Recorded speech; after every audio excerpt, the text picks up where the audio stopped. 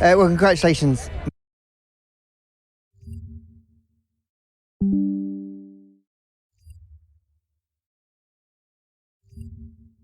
But again, it's a big swing of performance, so we still need to understand. How different does the car feel here this year compared to last year when you had such a successful time? Not that different. It's just that the overall performance is very poor. So actually, it's pretty similar to last year in terms of qualifying pace to race pace. We seem to be pretty strong in race pace, but in qualifying pace, we don't quite find the grip that the others have. Especially in the first sector, we tend to struggle a lot with the grip there, and that cost a lot of lap time for the rest of the laps. So pretty similar, just slower. Looking to tomorrow then, you say you have good race pace. Can you hang on to these two? Even beat them maybe? I don't know.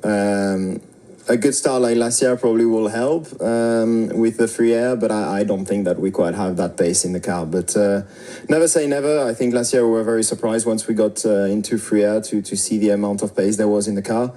I hope we can have the same surprise tomorrow, but for now it seems unlikely.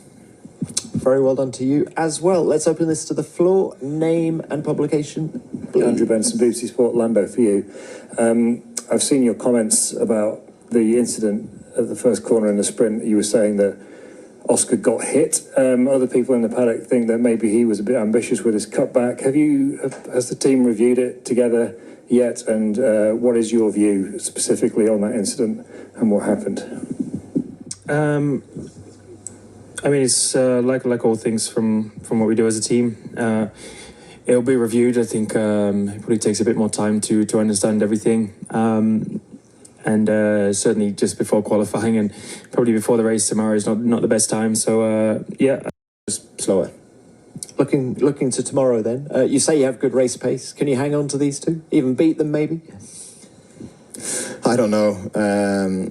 A good start like last year probably will help with the free air, but I don't think that we quite have that pace in the car. But never say never. I think last year we were very surprised once we got into free air to see the amount of pace there was in the car. I hope we can have the same surprise tomorrow, but for now it seems unlikely. Very well done to you as well. Let's open this to the floor. Name and publication, please. Andrew Benson, BBC Sport, Lando for you. I've seen your comments about the incident at the first corner in the sprint. You were saying that Oscar got hit. Other people in the paddock think that maybe he was a bit ambitious with his cutback. Has the team reviewed it together yet? And what is your view specifically on that incident and what happened? I mean, it's like all things from what we do as a team. It'll be reviewed. I think it probably takes a bit more time to understand everything. And certainly just before qualifying and probably before the race tomorrow is not the best time. So I think things will be reviewed to understand a few more things. But apart from that, it's nothing I can do. Like I just have to crack on and do my own thing. I was pretty unlucky to not have a chance to race earlier, and that's not just happening yesterday or today, but also for the race tomorrow in terms of preparation. So it was difficult time, but I said what I said, and I won't add any more. Okay, thank you. Next, Luke. Luke Smith from The Athletic, another one for Lando. In terms of the picture of this tighter race, and particularly with Oscar a few places back, and the momentum that's swinging back and forth at the moment, how crucial is tomorrow's race? And from P2 on the grid, like that lap at the end was, you said, didn't feel the best, but it's put you in a good spot at least. I mean, I think before the weekend I was asked what's going to help me get further up. At the minute it's just consistency.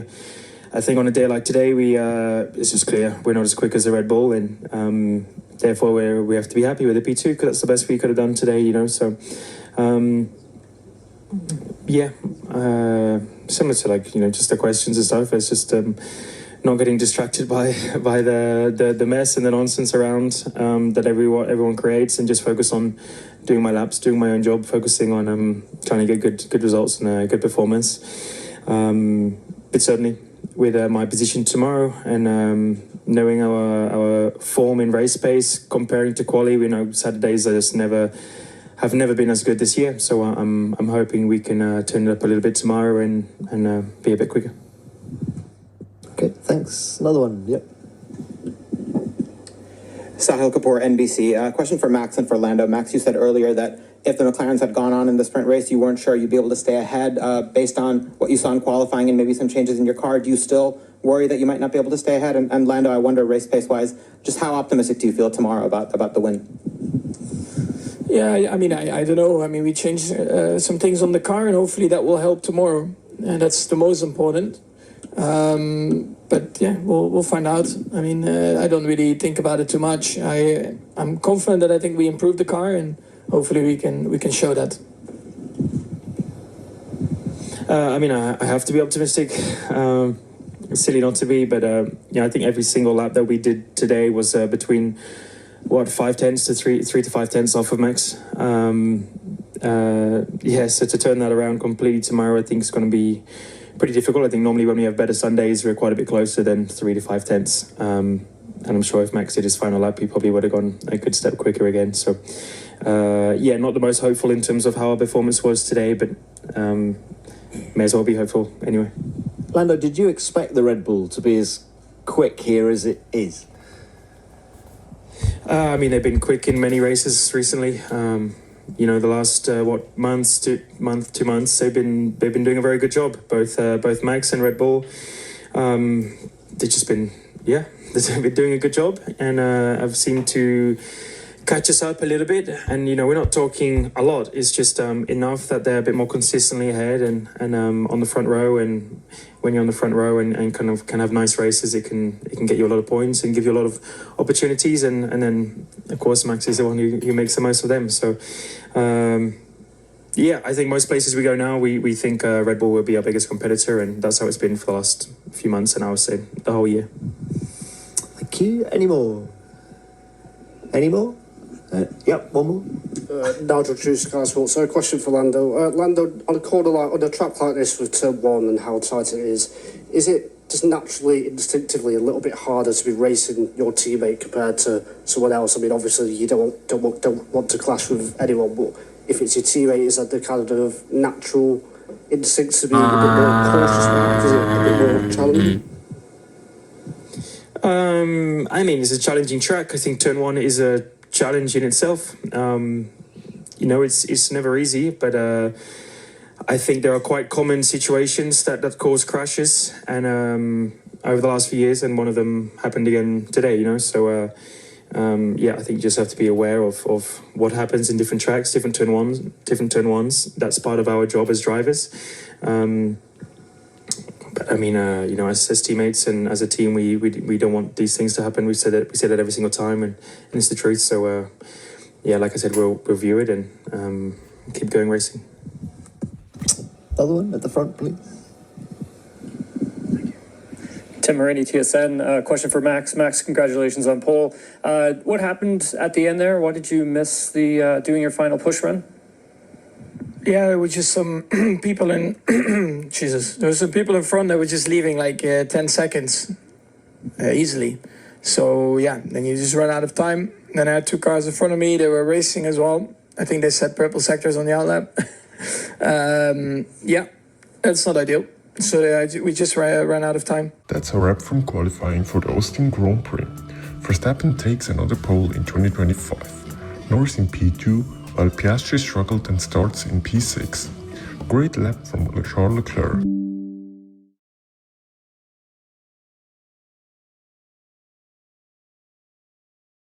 It's huge.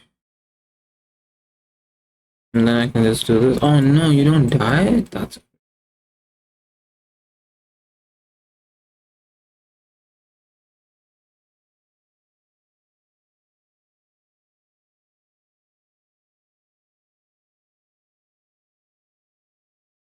Pokemon Legends ZA has introduced a battle system unlike any other Pokemon game previous to this. In previous installments, Pokemon battles have always been turn-based. Even in Pokemon Legends Arceus, we had a turn-based system that occasionally allowed for Pokemon to move multiple times in a row.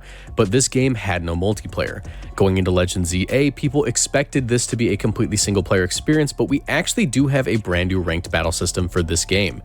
This game has a ranked mode, but it's not like the traditional VGC style of battling or even singles matches. It's more like a free-for-all battle royale or a spiritual successor to the battle royales that we saw in Pokemon Sun and Moon. The closest thing to an elo system that it has is just climbing from rank Z to A, but once you reach A, you simply fight amongst others who have reached that rank. There's no current leaderboard, but there is a reward for reaching rank K currently, and that is the Greninjite. I'm making this guide to help people understand just how this battle system works and hopefully encourage more people to play it because it's actually pretty fun, and within all the chaos that this game mode has, there is actually something to sink your teeth into. Anyways, let's just explain how this new battle system works and give a brief guide as to what you should be doing, since a lot of people are kind of just throwing things at the wall and seeing what sticks.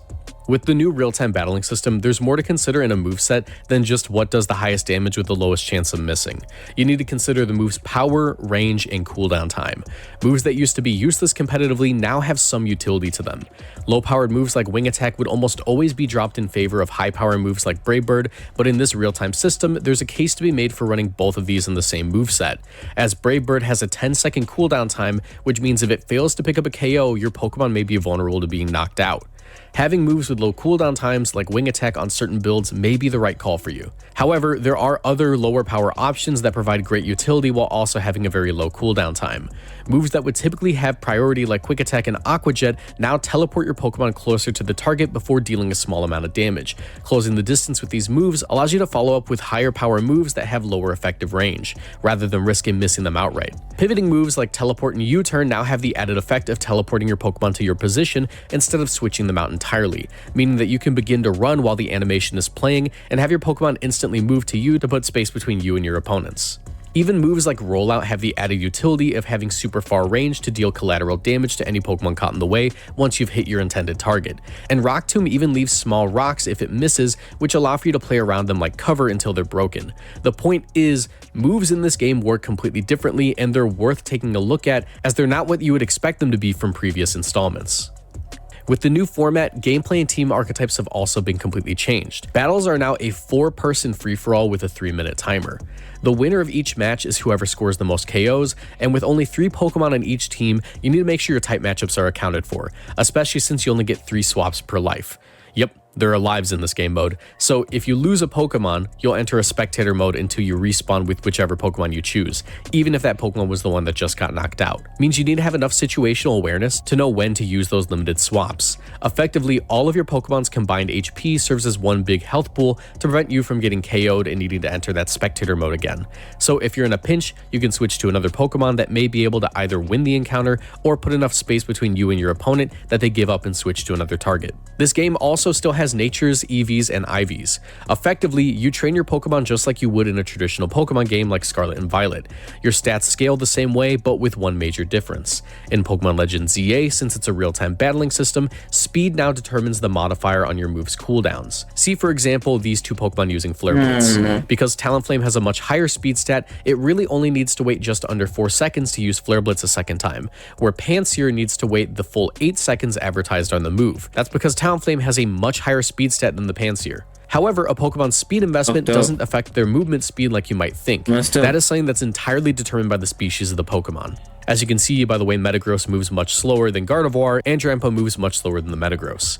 Generally speaking, when you train a Pokemon for these battles, a 252-252 4 EV spread is perfectly fine, whether that be max speed with max attack, max HP with max defense, or even max HP with max attack. Just try to tailor that EV spread to fit the Pokemon's base stats. Don't try to make a super bulky Gengar, because it's not going to do anything better than the fast Gengar, and it'll probably lose to it anyways. With the new real-time battling system, status conditions has also been entirely reworked in Legends ZA. Burn now deals a small amount of damage over time while decreasing the power of physical moves. Paralysis now significantly and permanently cuts your Pokemon's movement speed. Sleep is now drowsiness and it increases the cooldown timer of your moves. Freeze is still freeze.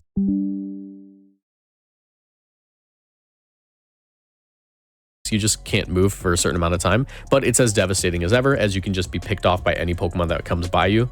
Confusion is now the least detrimental of these, as it simply makes it so your Pokemon won't follow its usual pathing to get from point A to point B. It might turn here or there, but it doesn't cause your Pokemon to hit themselves ever. Your movement is just slightly impeded. With the new battle system, there are some mechanics that you need to be aware of. You can now Mega Evolve multiple Pokemon, and Megas are now on a timer. As soon as your Mega Gauge fills up all the way, you can Mega Evolve any Pokemon holding their Mega Stone, but you can only have one Mega active at a time. Switching out the active Mega Pokemon causes the Mega timer not to drain, so this can be used as a way to preserve an active Mega for later on in a life. You can now also spend some of your Mega Gauge to deal more damage with a regular Pokemon move by clicking the plus button. This can be worth it for big AoE attacks like Earthquake or Draco Meteor to ensure that you pick up multiple KOs.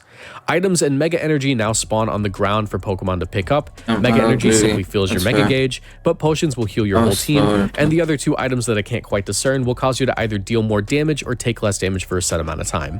With the basic mechanics explained, let's get into some general strategies that you should keep in mind. When you build a team, you need to make sure you're covering for your type weaknesses. Personally, I've been going with a Fairy Dragon Steel core since it's a solid option, and the type triangle can switch in for each other in basically every situation. It's important that you have a dedicated bulky attacker, so that way you can pivot into them in a pinch so you don't lose a Pokemon too early. Don't be afraid to zone out other players if you're in the lead. This can be really annoying online when it happens to you, but sometimes not taking a fight is going to be the best option.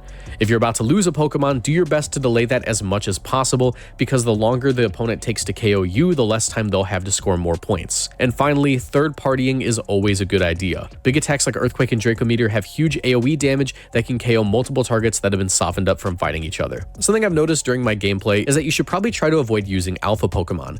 Yes, alpha Pokemon are very strong and do come with 3 perfect IVs, but generally speaking, an alpha Pokemon isn't great in a ranked battle.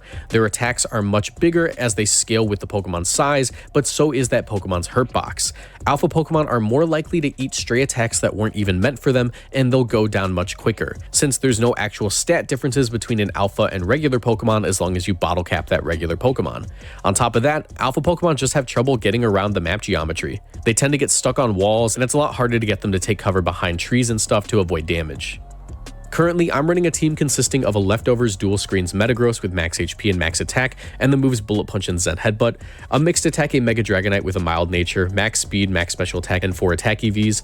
It's got the moves Extreme Speed, Hurricane, Breaking Swipe, and Draco Meteor for trying to steal KOs. And finally, I have a Mega Gardevoir, which seems pretty meta at the moment. It's got max speed and max special attack with Dazzling Gleam, Psychic, Calm Mind, and Protect. Protect is mostly just there in case I run into a Steel-type Pokemon like Mega Lucario, and I need to prevent a Bullet Punch before I run away. With all that, let's just go ahead and get into an example game real quick that I recorded for this video. In this game, I'll be explaining what I'm doing in each moment so you can get an idea as to what you should be going for in a match. Let's go ahead and get into it. All right, let's see what the leads are. Emboar. Okay, we are not staying in. I'm not messing with that. Let me Hurricane you right away. And Extreme Speed pick up the KO. Yep, they weren't able to switch out in time. That's mine, sir. It's Extreme Speed in on this Meganium. Oh, we got blocked by the bench. Can I Hurricane you? Okay, that's not terrible. Let's switch in our Gardevoir. And we'll try to take out this guy with Dazzling Gleam. Not quite. I Psychic you.